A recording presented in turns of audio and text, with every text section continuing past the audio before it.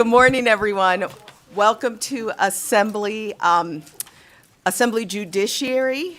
Welcome to everyone here in Carson City, as well as those there in Las Vegas, and of course, anyone watching online.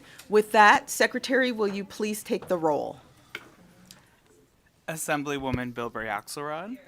Assemblywoman Cohen. Here. Assemblywoman Considine. Present. Assemblywoman Gallant. Here. Assemblyman Gray. Assemblywoman Hanson. Here. Assemblywoman Hardy. Assemblywoman LaRue Hatch. Here. Assemblywoman Marzola. Here. Assemblywoman Mosca. Here. Assemblywoman Newby. Assemblyman Orentlicker. Here. Assemblywoman Summers Armstrong. Present. Assemblyman Urick. Chair Miller. Here. And with that, will you please mark, I know that Assemblyman Gray is on his way. He'll be a little late today, so please mark him present when he arrives, and please mark the other members present when they arrive. With that, again, just a reminder to turn down our volume and any other kind of anything else. I'm doing mine right now. On our electronic devices, we will have public comment at the end of today's meeting. We do have two bills that we are hearing and also a work session that we will begin with. So I will have Ms. Diane Thornton, our policy analyst, walk us through the first bill on work session, please. Thank you, Chair. Again, Diane Thornton for the record, Legislative Council Bureau. Our first bill, our only bill, is Senate Bill 294, which revises provisions relating to the safe storage of firearms, sponsored by Senator Donate. There's two amendments proposed to the measure. The Assembly Committee on Judiciary proposed an amendment which would provide that faculty and staff must be updated throughout the duration of a crisis or emergency, and also provides that all public schools must establish a plan for responding to a crisis, emergency, or suicide.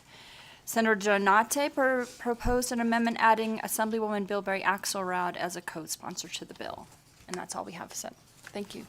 Thank you, Ms. Thornton. And I would also like to say, on behalf of the senator, that the one proposed amendment has been removed from the senator as well.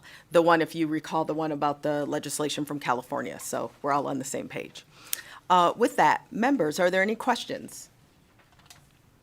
Not seeing any questions, I will entertain a motion to amend and do pass. Second. Okay, so I have a motion from Vice Chair Marzola. I will take a second from Assemblywoman Bilberry-Axelrod. Members, are there any comments on the motion? Not seeing any comments. All those in favor, please say aye. Aye. Anyone opposed? Okay, we have a nay from Assemblywoman Hanson, Assemblywoman Gallant, and Assemblywoman Hardy. And with that, the motion passes, and I will assign the floor statement that we most likely will not hear for the sake of time to Assemblywoman Bilberry-Axelrod. And you're welcome. Thank you, Senator.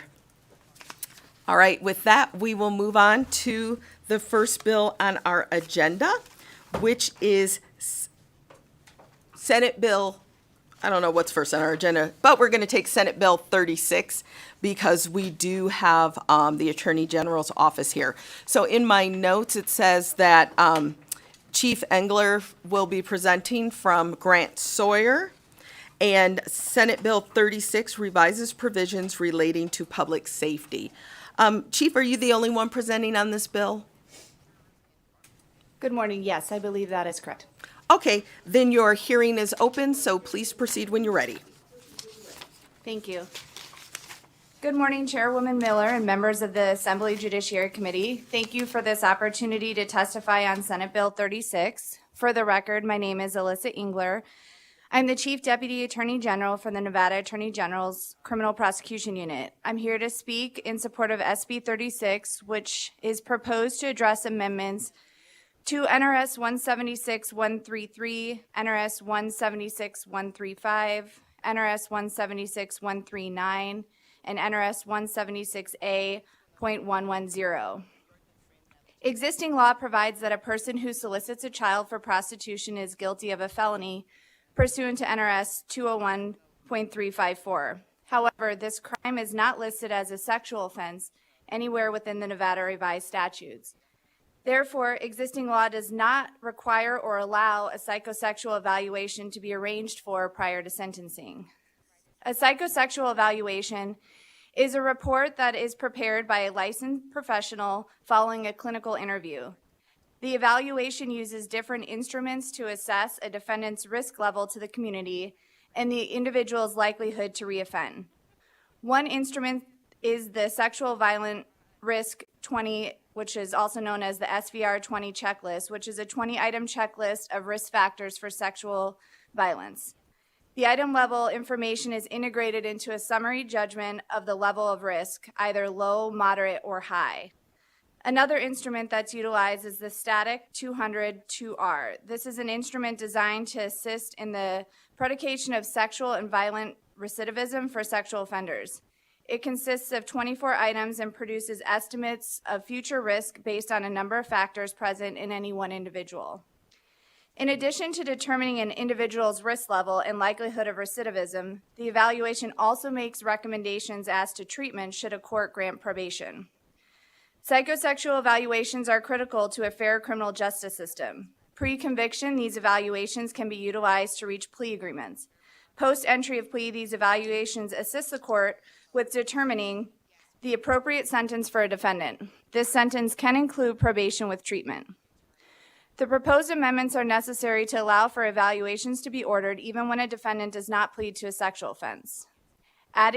Additionally, as to solicitation of a child for prostitution, the underlying facts of this case involved an individual seeking to purchase sex from a minor. This is a crime where an evaluation should be ordered in every case. Please allow me to provide a breakdown of the amendments by section. Section 1 of this bill amends NRS 176-133, subsection 3, to add solicitation of a child for prostitution pursuant to NRS 201-354 as a sex offense.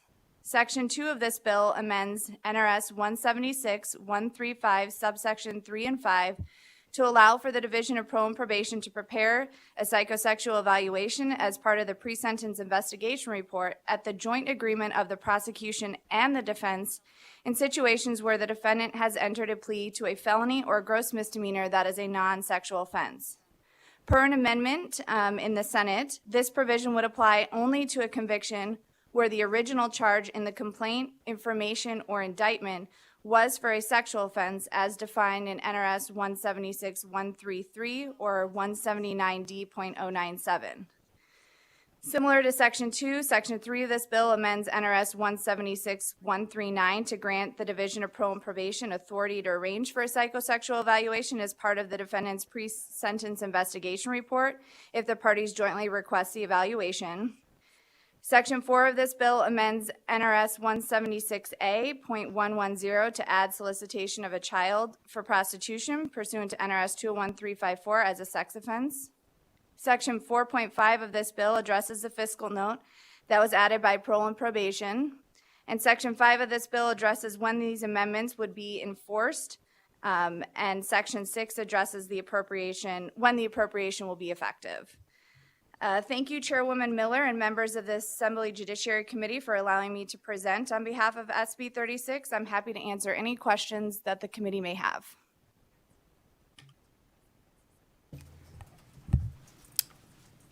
Members, any questions? Do you have one? You don't have to have one. I think, do you actually have one? Just a curiosity. Okay. Thank you, Madam Chairwoman. Just curious,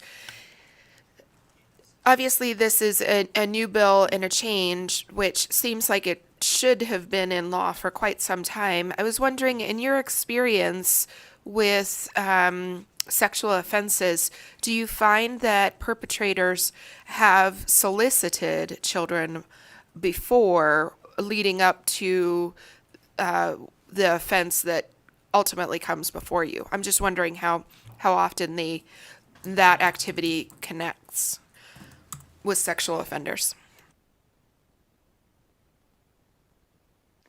Thank you, Assemblywoman Newby, through Chairwoman Miller to Assemblywoman Newby. Please Alyssa go Engler direct. for the record. Thank you. Alyssa Engler for the record.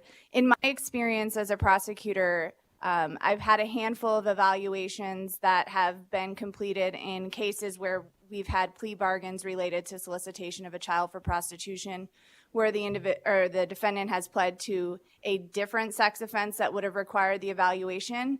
And in a handful of cases, I have had instances where they have come back as a moderate to a moderate high risk to reoffend, not necessarily purchasing sex, but the evaluation might show indicators of other types of sexual sexual indications, perhaps. The evaluation, for example, will outline somebody's their sexual preferences. The evaluation might indicate indications that they might be a risk to reoffend related to that. And so I have seen it in instances where maybe not purchasing sex, but purchasing sex in general as a frequent thing will show up in those evaluations. So I have seen it, and that's why I think it's important for this to be done in all cases where an individual pleads to solicitation of a child for prostitution. Thank you. And with that, not seeing any additional questions, I will go ahead and open it up for testimony, starting here in Carson City first. Testimony in support of Senate Bill 36. Thank you, Chair Miller, members of the Assembly Judiciary Committee. My name is John Jones here on behalf of the Nevada District Attorneys Association. We are in support of SB 36. I want to thank the Attorney General's Office and Chief Engler for bringing the bill. Thank you. Good morning. You'd think after 16 or 17 weeks I'd know which chair to be in. Good morning, Chair Miller and members of the committee.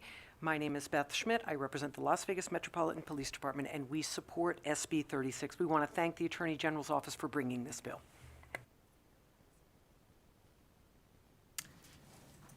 Not seeing anyone else in Carson City. Is there anyone else there in Las Vegas with you? Okay. So there's no one to testify.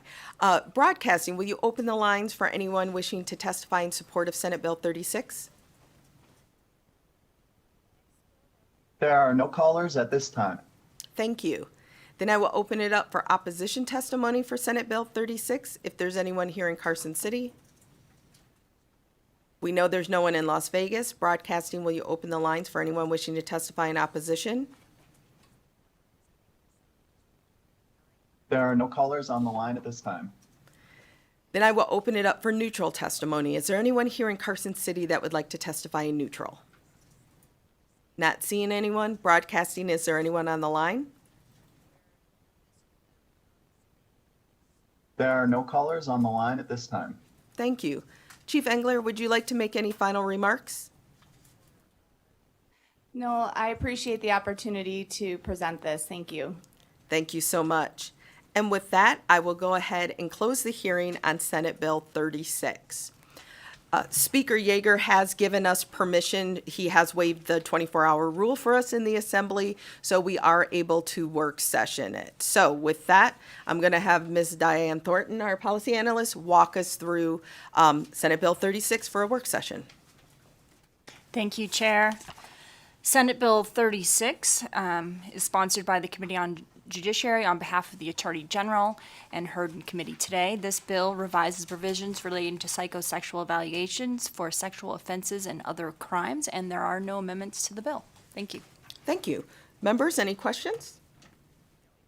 Not seeing any questions, I will entertain a motion to do pass Senate Bill 36. Motion to do pass. I have a motion to do pass from Vice Chair Marzola. Do I have a second? I have a second from Assemblyman Urick. With that, all those in favor, please say aye. Aye. Anyone opposed? And the motion passes. With that, I will go ahead and assign the floor statement to Assemblywoman Hardy.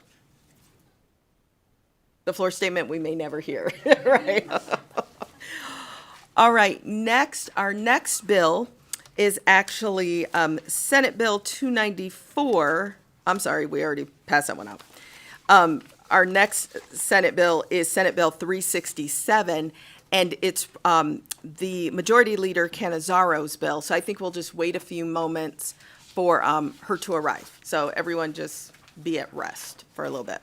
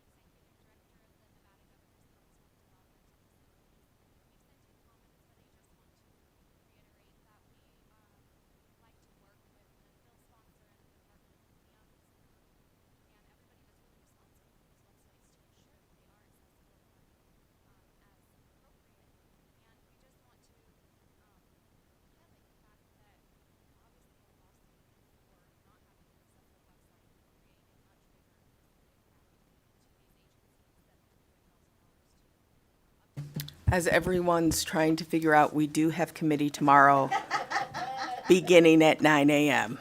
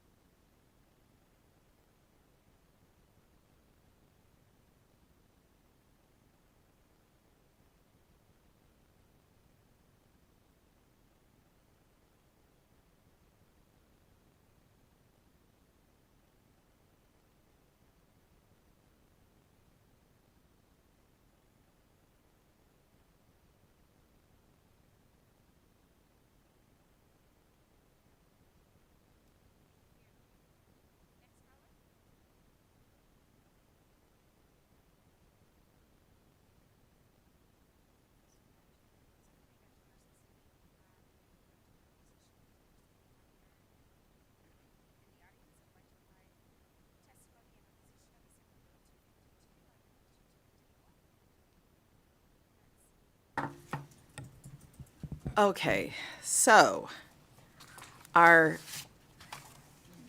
just really disappointed because we saw Senator Cole out there, so we were hoping we'd get to.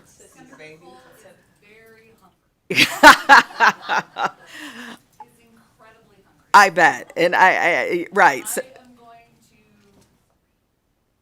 Okay. So yes, Senator Cole is dictating what is going to happen. So with that, we have Senate Bill 367, sponsored by our Majority Leader, Nicole Cannizzaro. But again, she is busy right now, so we have Senator Nguyen and Ms. Bridget Duffy, who will be presenting Senate Bill 367. This measure revises provisions relating to public safety, and the hearing is open, so please proceed when you're ready. Thank you. Hello and good morning to the members of this committee. For the record, I am Rochelle Nguyen and I represent Senate District 3, and I am a poor replacement for a baby Senator Cole and the Majority Leader, but I will do my best here on this. I'm here to present Senate Bill 367, which makes 3 separate changes to Nevada law related to firearms. There are these areas: 1, possession or use of a firearm during the commission of certain drug trafficking crimes, and 2, the way the Nevada law treats the prohibition on a convicted felon being in possession of 1 or more weapons, and 3, the ability of a gun seller to conduct accurate background check in compliance with federal law when a person less than 21 years of age seeks to purchase a firearm. Before I turn over this testimony to Ms. Duffy, I will walk the committee through the bill itself. First, this mirrors federal law in Section 2 and provides that a person who possesses a gun during the commission of or in furtherance of a drug trafficking crime in violation of Chapter 453 of NRS, that is the Uniform Controlled Substances Act, is guilty of a Category B felony. This violation is in addition... Senator Nguyen, Yes. I just heard from legal that that section was deleted per amendment.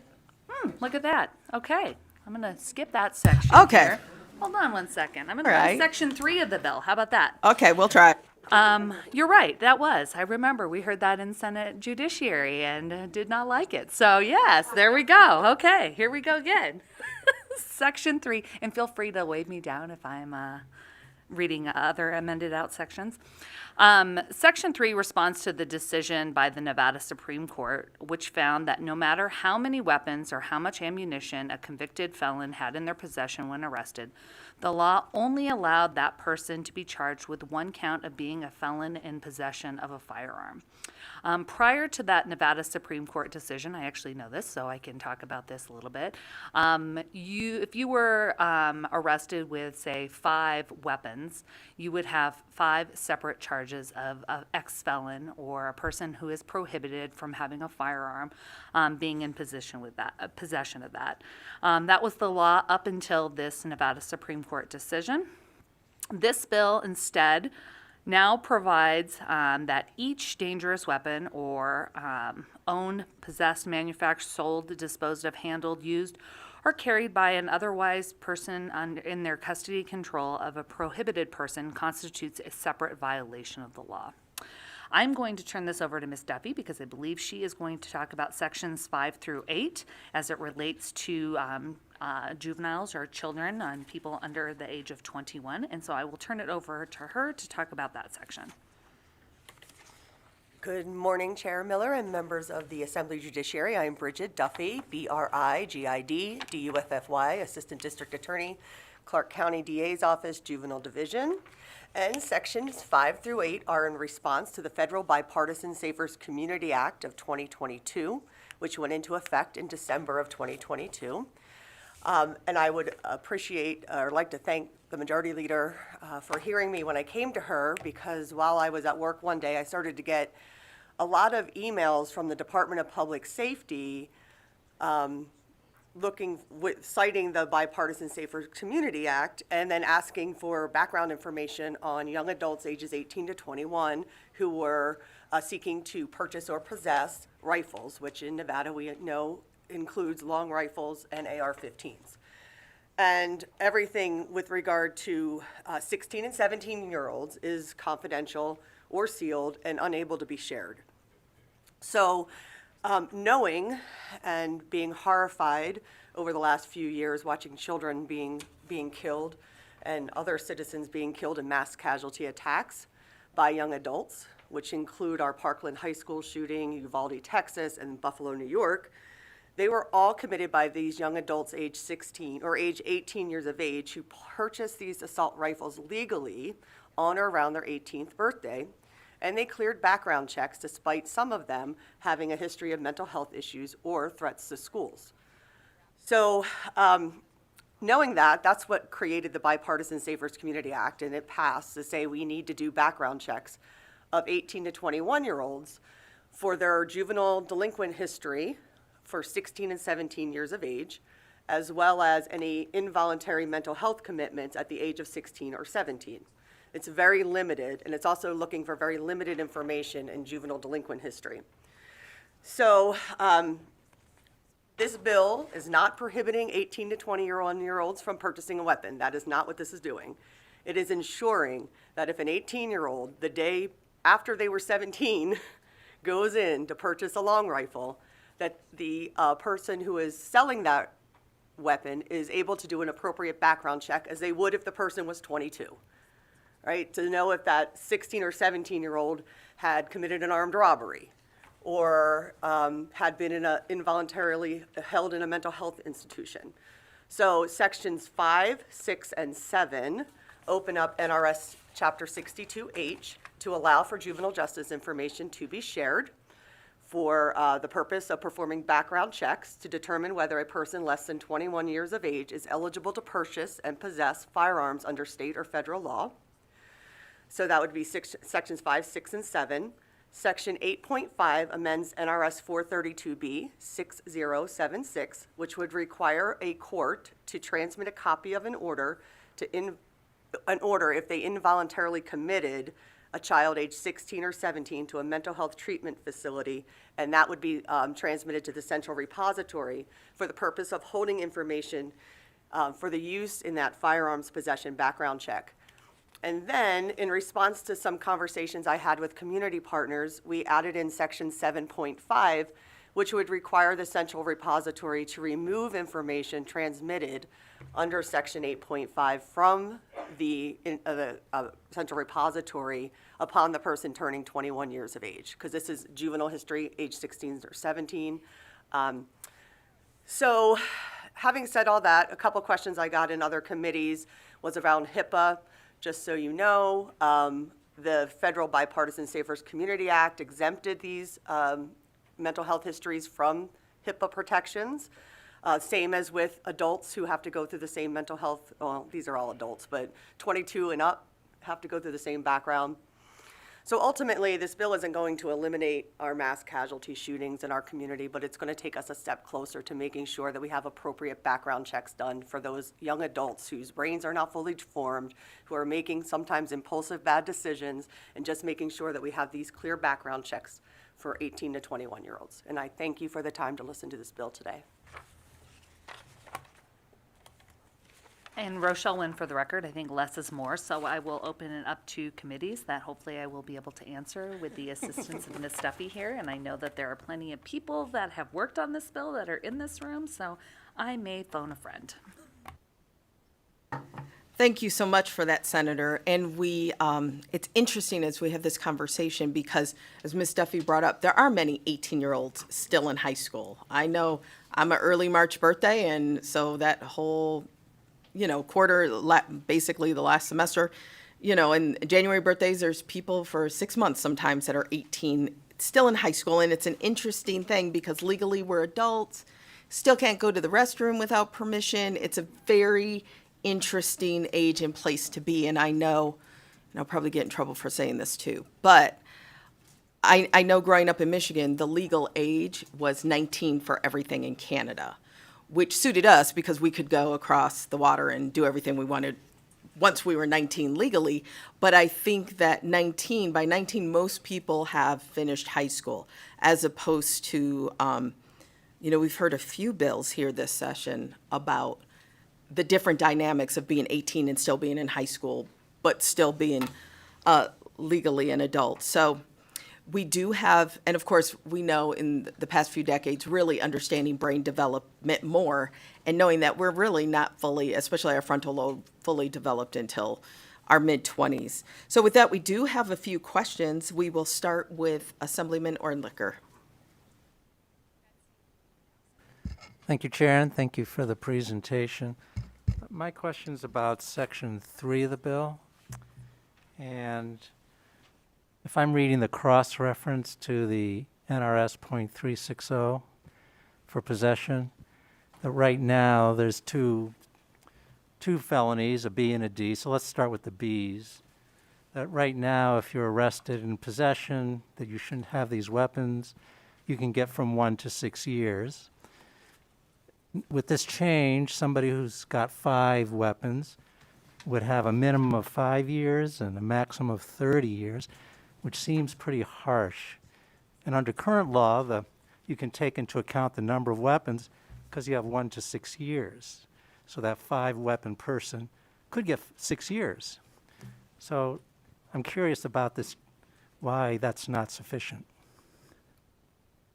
Rochelle Wynn for the record. I will just point out that that was the state of the law prior to the Nevada Supreme Court decision that people were charged. I think as a general policy, if you do have that decision and you still have that discretion, you are aggregating those sentences, assuming that there are multiple weapons. So if you're charged with if this law were to go through, you're right, it would be 5 separate charges for each one of those firearms that are in there. But you're aggregating those sentences, and that would still be in the discretion of the judge. It is still a probationable offense. It is still something that could run concurrently, which means they could all run at the same time.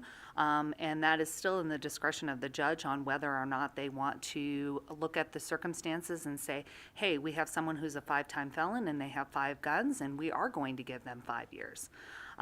Or they could look at this and say, this is a 19-year-old kid with 1 prior felony and has 2 guns, and we're going to give them probation. So yes, it does potentially include and enhance that sentence, but I think that there's still that discretion that is available to those courts, those elected judges that we put in those positions, to take into consideration all of those circumstances, the youth, the age, the background, the history of that, because I think that's just important. If you have someone who's a 5-time felon and they have 40 weapons, I don't think that a 1 to 6 potentially covers that charge in the same way that that was. It doesn't mean that that person would get 20 years on the bottom, but I think those are circumstances that are in the discretion of the judge to be able to make those kind of determinations. Thank you. Our next question is from Assemblyman Urick. Thank you, Chair, and thank you for the presentation this morning. I appreciate the efforts of this bill and actually am pretty in line with it. My question is in Section 8.5 on page 11, line 17, and it's the paragraph 4 that talks about the mandatory reporting to the central repository does not apply to a child with respect to whom the proceeding was held voluntarily, seeks treatment, and stipulates to his or her admission. I guess my question is, do we at all, because I'm trying to get there, right? We don't want to deter people from voluntarily participating and getting the treatment that they need, and then wondering, is this going to hurt me later with my ability to maybe get a gun? Is there a risk with the way this is worded, or is there a concern that potentially we might get somebody in a position who says, I'll just stipulate to this to avoid the potential consequences of having this information and, being committed to an institution or a facility would require them to now be submitted to the central repository? I hope that makes sense, and can you address maybe that concern? Bridget Duffy for the record. Yes, Assemblyman York. Well, this portion, that section 4 of 8.5 was really around conversations about people who voluntarily seek treatment or more likely to grasp that treatment, want to be, better, want to follow through with that regimen, and do not want to have it held against them that they went and voluntarily sought that treatment. And we're talking 16 to 17-year-olds, right? So it really would be parents or in the part of foster children, it could be the child welfare agency that are seeking that treatment for that child, right, at age 16 and 17. It's that involuntarily committed where they're saying, I don't need help, but a judge, after due process protections are in place, the child gets an attorney, they have a right to a second opinion, they have a right to a full evidentiary hearing. The judge says, you know, you are a danger to yourself or others and you need to be committed to a residential treatment center. Those types of commitments would need to be transmitted to the central repository. So to answer your question directly, yes, anybody could be influenced to say, you know, I don't want my child to be prohibited from owning a long rifle at the age of 18, so I'm going to voluntarily admit them. But I'm not sure that's what people are really thinking at that point. I think Yes, they're please. just seeking help. Continue. Yeah, thanks for that. And that's really not what I was getting at, because, I mean, obviously that sort of manipulation could occur. I'm just concerned that perhaps an individual at 17 years old is being threatened with being committed to a facility, and under the advice of counsel or somebody else says, you know what, I'm just going to stipulate to this to avoid the very intention that we're trying to accomplish with this bill. Is there a risk that that could happen, this individual, under the advice of counsel, to preserve their long-term rights and undermine the very intentions here? That's kind of what I was getting at.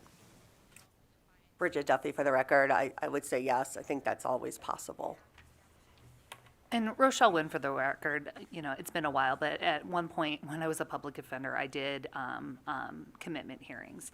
The hearings where we're talking about, especially when it comes to children, but also when it comes to adults, these are extreme cases where people are in a situation, I think you may have heard about them in the community, like Legal 2000s or other kind of circumstances where people are at that extreme end of like a mental health crisis and need help. And yes, there could be circumstances where people are manipulating to get into a voluntary treatment, but I just think it would be such an outlier in this kind of situation. Thank you. Excuse me. Thank you. Our next question is from Assemblywoman Summers Armstrong. Thank you, Madam Chairwoman, and thank you so much for the presentation. So I too have the similar concerns that were expressed by my colleague and regarding this enhancement. So that's one concern, but my second one is control of the data. We have heard a lot about these systems that are supposed to be being upgraded. We have, you know, all these different systems that are carrying data on folks. How do we ensure that a commitment, whether it is voluntary or whether it is forced, of a young person is not out in the ether somewhere, and then this young person finds that they are looking for a job in after they're 21 or 24 or 25, and all of a sudden, here comes this information that they've had a commitment, and now they're being barred from employment or even educational opportunities. I will start with probably the easier one, the enhancing charges, I guess, or additional charges for each firearm. I know that the majority leader worked pretty extensively with the public defender's office. I know there were some concerns with the original language because it included a lot of different things, including ammunition and other dangerous weapons and metal penetrating bullets and all kinds of things where it would turn that in. It included explosive or incendiary devices and other explosive substances, a machete, other kinds of things. And so I know that there was attempts, and I know that they worked really hard to accept the amendment that the Public Defender's Office had to limit this to certain firearms. So, and again, I will go back that the courts still have that discretion to look at each of those cases, and if someone has like a mass cache of like weapons and they're a prohibited person under law, that they have the discretion to look at whether or not to treat that and how to treat that. Again, it is still a probationable offense. As far as the central repository and the concerns about records, and this may be something that I may have to phone a friend with legal up there, but it's my understanding that your mental history currently is not a violation of your HIPAA when it comes to the repository. So when you have a commitment like this, it already is an existing law. And so this just gives some clarification for those children that fall into the unique circumstances between 16 and 17. If I may, Bridget Duffy for the record, Assemblywoman Summers Armstrong. When it comes to the juvenile arrest history, so we have the two things, right? We have juvenile arrest history for 16 and 17-year-olds. It would actually, I say arrest, I should say conviction, excuse me, or adjudication as we call them in delinquency. So for 16 and 17-year-olds, that is protected. In Section 5, it's already current law. So in Section 5, where we add that we can share it with the federal, state, or local government entity to access to perform the background checks.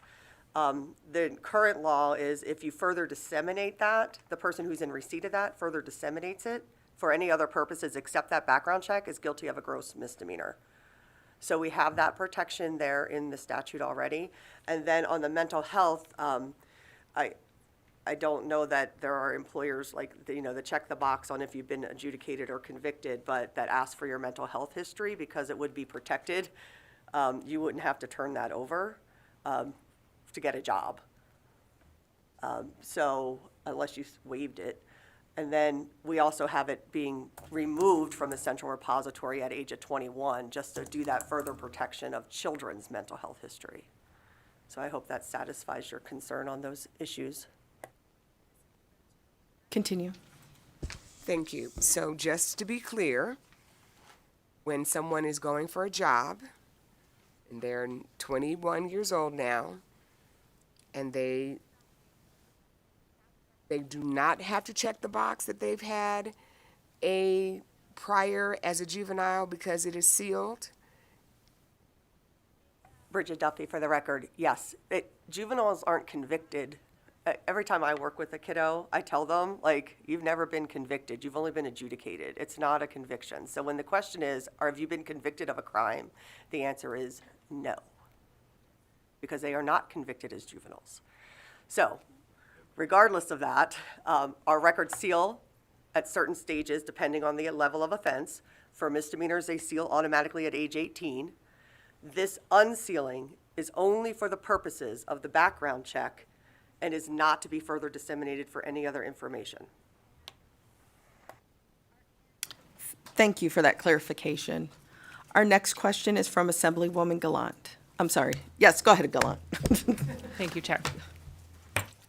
So I appreciate this bill. I mean, it's definitely seems to be closing in on this weird loophole. So my question is on page 9, line 24 through 29, it talks about the process of being able to expunge their records, getting that mental health background off of their national instant criminal background check. And earlier this session, we had listened to a bill by Assemblyman Miller discussing doing automatic expunging of records and then learning that it was just a much more intensive process. So my question is, first of all, what does the process look like? And then second of all, based on the diagnosis, if you have somebody that's homicidal, suicidal, or sociopath, those things don't change, right? It's kind of like your fingerprints. And I can understand if you're homicidal or suicidal, there might be some trauma that's going on that you can, do some treatment and kind of work through that. So what does that process look like? And do they consider the type of diagnosis before moving forward with removing these types of reports from your background? Bridget Duffy for the record. So I hope my friends from the Department of Public Safety are watching, because prior to proposing the language, I spent some time on a conference call with them. And one of the areas we discussed was, how is their system going to do this for the sealing, automatic sealing at 21 of their mental health history. So they are in the process of revamping their system. So they're getting a whole new system right now. And they said that they can build that into the system. When the date of birth hits 21, they can seal it. They asked me what my numbers were.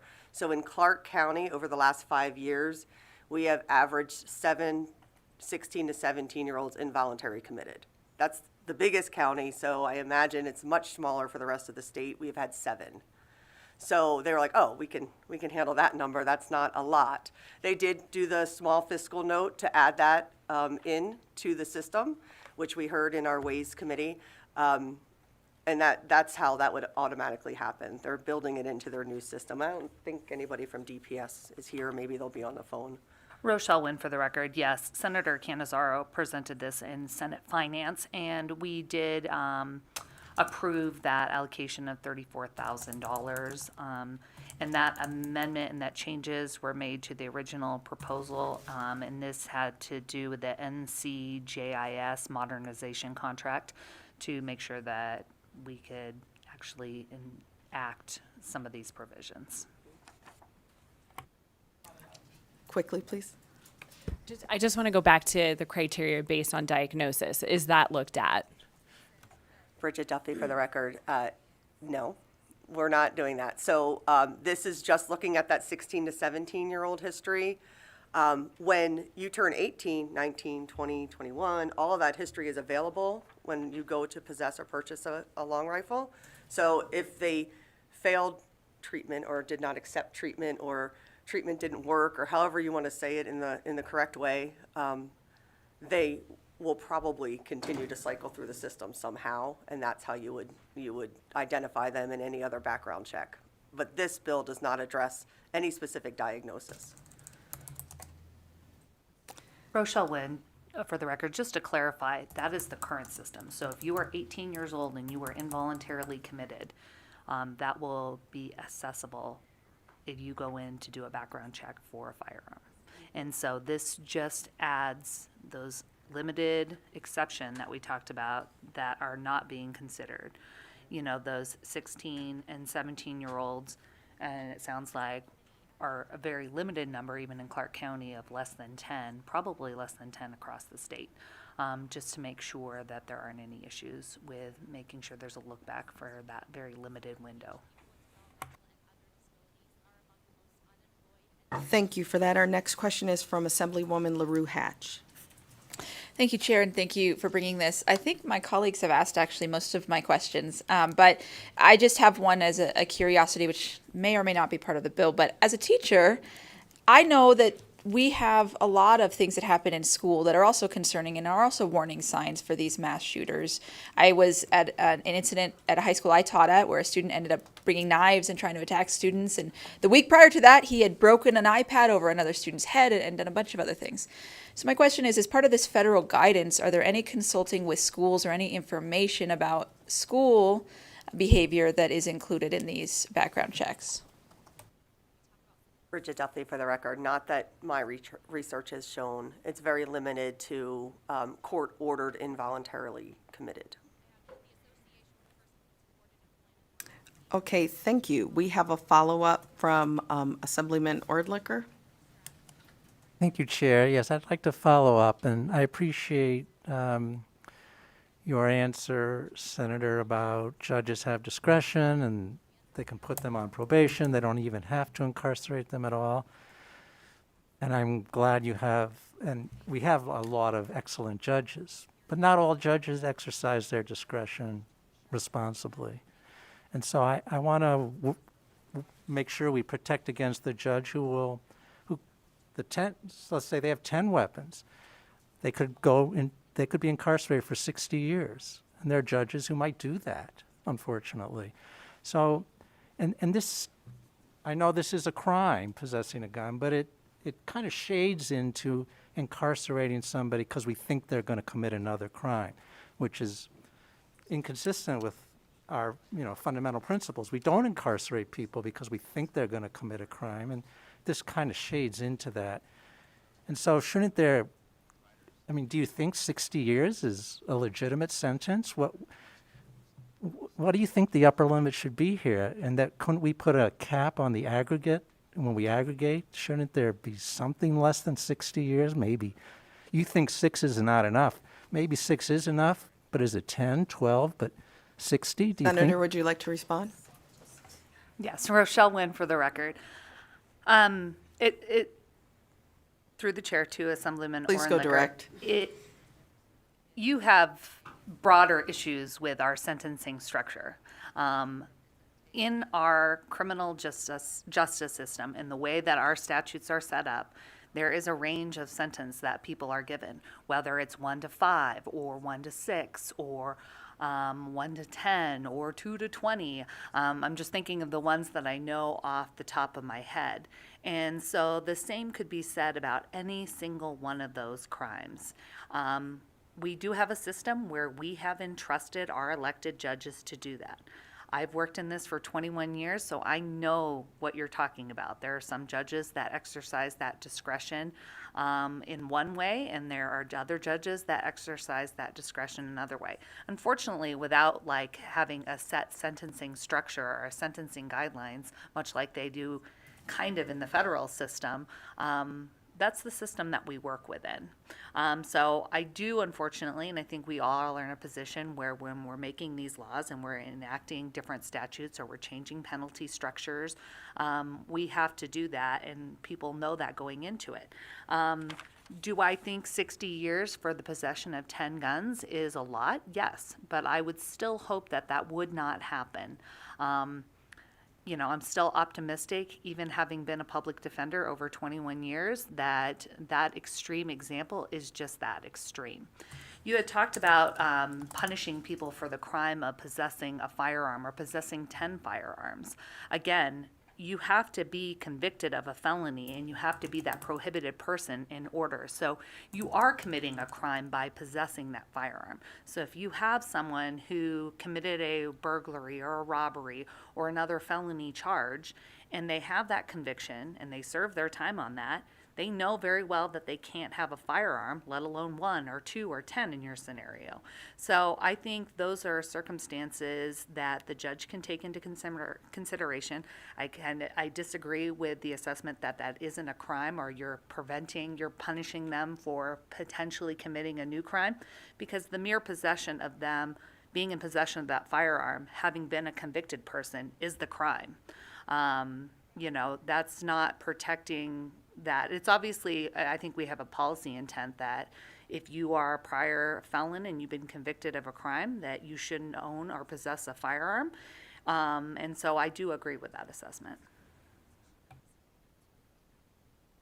Thank you. And with that, not seeing any additional questions, I will go ahead and open it up for testimony. If there's anyone here in Carson City that would like to testify in support of Senate Bill 367. I'm sorry, I'm going to close testimony. I forgot Assemblyman Gray. I was on the list, I swear. Actually, you know what? You weren't. I didn't write you down, but I will take you for a question as well. Please, sir. Thank you, Madam Chair. First part of the bill, I have no problem with that. I do trust judges and their discretion most times. I mean, they look at the totality of the cases and everything else and prior history and everything else, not just the crime that was in front of them. Second part, I have a little bit of an issue with, the goal is to make them a prohibited person, obviously. How long would that stay with them, that prohibited person status stay with them? And is there any way to, say they're now 26, great productive citizen, and, they had some troubles as a youth, they want to purchase a firearm. Is there a system to is there a way to get them out of that? Bridget Duffy for the record. So for their mental health history, it would automatically seal at 21. For their juvenile arrest history, it does not have that same opportunity to seal at 21. But there are 18-year-olds. There's no provision when you're 50 and you're trying to possess a firearm and you had something happen when you were 18, 19, 20, 21. So it's just adding 2 more years to it. I don't know if that's... I'm not sure. So just to clarify, that will not follow them past 21. The mental health history. The mental health history, that Correct. will be sealed and That will be automatically sealed. The appropriation was provided to the Department of Public Safety to upgrade their system to allow that to happen. Okay, thank you for the clarification. Thank you for that. We'll try this again. So, those wishing to testify in support of Senate Bill 367. Thank you, Chair Miller, members of the Assembly Judiciary Committee. My name is John Jones, here on behalf of the Nevada District Attorneys Association in support of SB 367. There are three main points I want to reiterate with respect to this bill. First, it is a compromise piece of legislation. We did work with Leader Cannizzaro, the public defenders, and others to come up with the bill that is before you today. Two, the possession of firearm language only applies, again, to people who have previously been convicted of felonies or those convicted of battery, domestic violence. So those are the two main categories of persons that that the enhanced penalties would apply to. And the third thing I'd like to point out is that it just brings us in compliance with the Bipartisan Safer Communities Act. It doesn't do anything more than bring us in compliance with that bipartisan federal act. Thank you. Good morning, Chair Miller and members of the committee. My name is Lieutenant Beth Schmidt, and I represent the Las Vegas Metropolitan Police Department. First off, I want to thank Senator Wynn for pinch hitting today. But also, we want to thank Senator Cannizzaro, and we want to thank Deputy DA Duffy, both of them, for their collaboration and for bringing together all the stakeholders. This really was a piece that we worked a lot on. We appreciate the addition of the unit of prosecution. And again, as DA John Jones has said, this is for persons who are fully aware that they are prohibited from possessing a firearm. And we also appreciate the portion on bringing us into compliance on background checks. So LVMPD supports SB 367. Thank you, Chair, members of the committee. For the record, Mike Cathcart, representing the City of Henderson. Just want to thank the Majority Leader for bringing this bill and Senator Wynn for presenting it today. And also everyone that has been working on this. We believe this is good public safety policy and are in support of SB 367. Thanks so much. Is there anyone else here in Carson City wishing to testify? Is there anyone there in Las Vegas?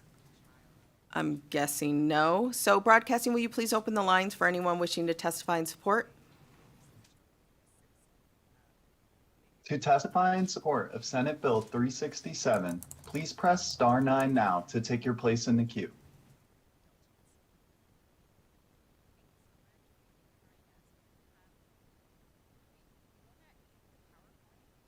There are no callers choosing to provide testimony in support at this time. Thank you. Then I will open it up for opposition testimony for Senate Bill 367. Not seeing anyone in Carson City. Broadcasting, will you open the lines, please?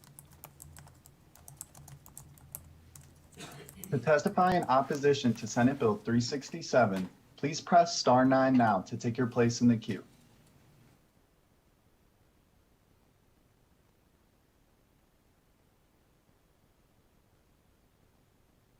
There are no callers choosing to provide testimony in opposition at this time. Thank you. Then I will open it up for neutral testimony beginning here in Carson City. Not seeing anyone. Broadcasting, will you open the line for neutral testimony? To testify in neutral to Senate Bill 367, please press star 9 now to take your place in the queue.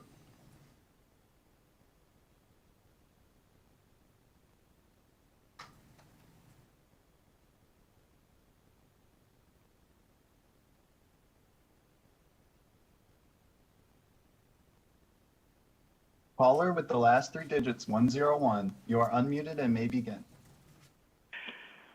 Good morning, members of the committee. This is Erica Suzy-Yamas with the Nevada Department of Public Safety Records, Communications, and Compliance Division. I just wanted to call in and make myself available for any questions.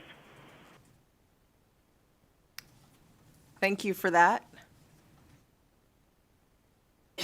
I don't see any questions from Assemblywoman Hanson. Thank you, Madam Chair.